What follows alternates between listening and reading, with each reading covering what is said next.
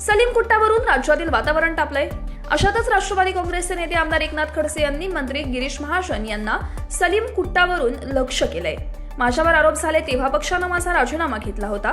आता फोटोच्या माध्यमातून गिरीश महाजनांचा सलीम कुट्टाशी संबंध दिसतोय, त्यामुळं गिरीश महाजनांनी मंत्रिपदाचा राजीनामा द्यावा अशी मागणी खडसेंनी केली होती।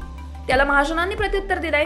यावर बोलताना गिरीश महाजन म्हणालेत, दाऊदचा आरोप झाल्यानं खडसेंचा राजीनामा घेतला नाही तर पक्षात राहून चोऱ्या केल्या, आर्थिक घोटाळे केले म्हणून खडसेंना काढून टाकण्यात आले।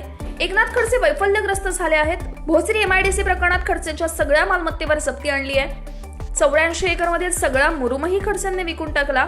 या प्रकरणी SIT नेमली असून 137 कोटींचा दंड खडसेंना झालाय। आता एकनाथ खडसेंची परिस्थिती केविलवाणी झाली आहे, त्यामुळे खडसेंना काय बोलावं काय बोलू नये हे कळत नाही, म्हणून ते बेछूट आरोप करतायत। खडसेंच्या आरोपांना किंमत देत नाही अशी टीका महाजनांनी केली आहे। सर्वप्रथम गोष्ट अशी की खडसेंचा राजीनामा काही दाऊदचा आरोप झाला म्हणून घेतला गेलेला नाहीये। त्यांनी ज्या चोऱ्या केल्या, त्यांनी जे पराक्रम केले पार्टीत राहून, आर्थिक घोटाळे केले, त्यामुळे त्यांना पार्टीने हाकलून दिलेलं होतं, पक्षातून काढून टाकलेलं होतं। उगाच काहीतरी मला दाऊदमुळे काढलं असं समजण्याचं कारण नाही।